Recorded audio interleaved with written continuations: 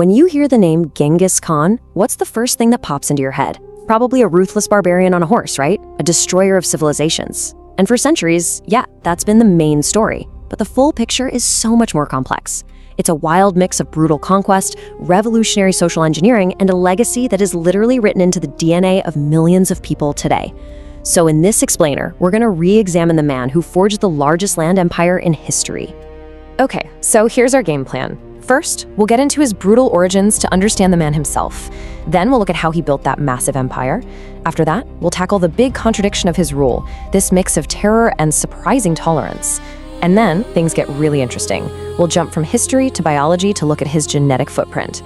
Finally, we'll get into the huge debate over his place in history. So this is really the core question we're wrestling with today. Was Genghis Khan just a product of his violent times? Or was he a true visionary who, through a whole lot of bloodshed and brilliance, actually laid the groundwork for the world we know now? Let's dig in.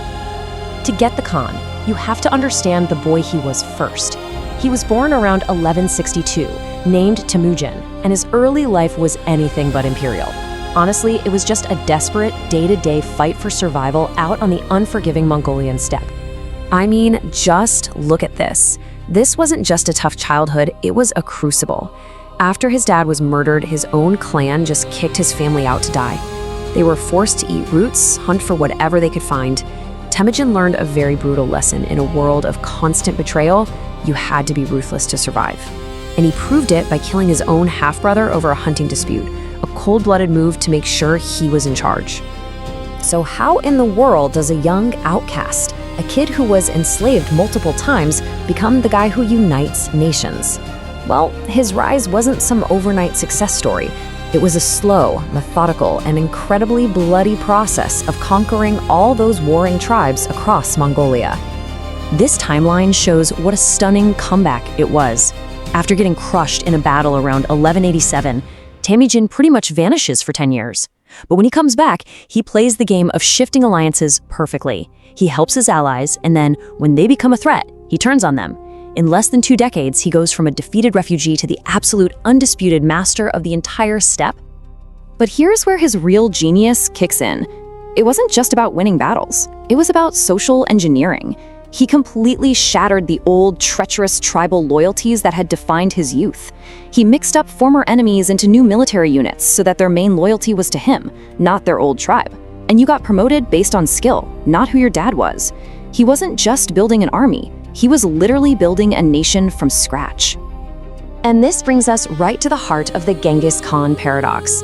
How can a leader who was responsible for the deaths of millions also be the architect of policies that were, for the 13th century, unbelievably progressive?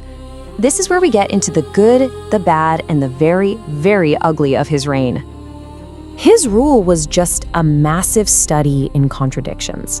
On one hand, you have unimaginable devastation. The invasion of the Khwarezmian Empire was so destructive, it might have actually changed the climate, and cities that dared to resist were just wiped off the map.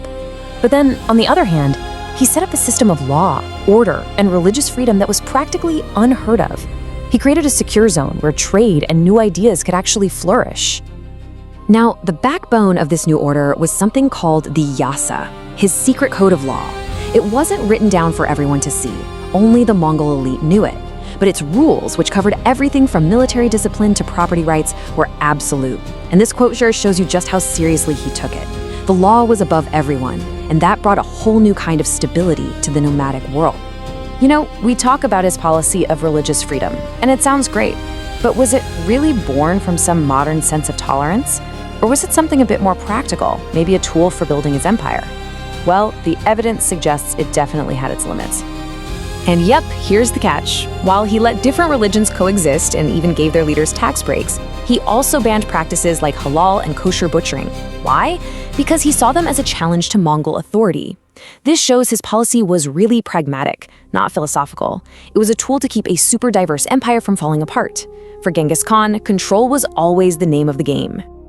This drive he had to conquer and control didn't just reshape maps and societies, it literally reshaped the human gene pool. In fact, his most enduring legacy might not be his empire at all, but something biological, a genetic echo that is still with us to this day. Think about it. His empire? It fractured.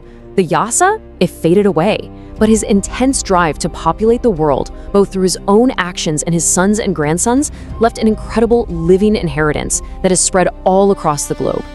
So geneticists were studying the Y chromosome, which is passed directly from father to son, and they found something absolutely mind-blowing. A very specific lineage, which started in Mongolia about 1,000 years ago, is carried today by 0.5% of the entire world's male population. Okay, so what does that percentage actually look like in real numbers? It translates to roughly 16 million men alive right now, who are very likely his direct descendants through an unbroken male line. That is a staggering biological footprint, unlike anything else in human history. This is so unique that scientists actually call it the star cluster lineage. Its incredible spread wasn't because of some superior gene, it was the result of what they call social selection. Basically, Genghis Khan and his descendants had immense power, tons of wives and children, and they often eliminated rival male lines. Their social status directly translated into reproductive success on a scale we've never seen before or since.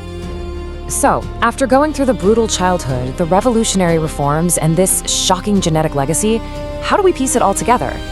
We're left trying to figure out a guy whose legacy is still being fiercely debated almost 800 years after he died. It sounds like a bold, even controversial theory, but some historians argue the Mongol Empire's impact was profoundly positive. They say that by creating this huge, secure zone for trade and exchange, the Mongols didn't destroy civilization, they connected it. And by doing that, they might have accidentally laid the groundwork for the European Renaissance, which completely flips that old barbarian narrative on its head. Ultimately, there's just no single verdict. Your view of Genghis Khan really depends on where you're standing. In places his armies destroyed, like Russia and the Middle East, he's still a tyrant. In his homeland of Mongolia, he is revered as the father of the nation. And in the West, the view is slowly changing from just a simple villain to a complex, world-shaping figure. Which leaves us with this final, impossible question. Can we separate the millions of people killed from the trade routes that were opened? Can the creator of a new world order also be its greatest destroyer? There is no easy answer. Genghis Khan remains one of history's most compelling and unsettling figures, a conqueror whose immense brutality and world-changing influence are simply impossible to untangle.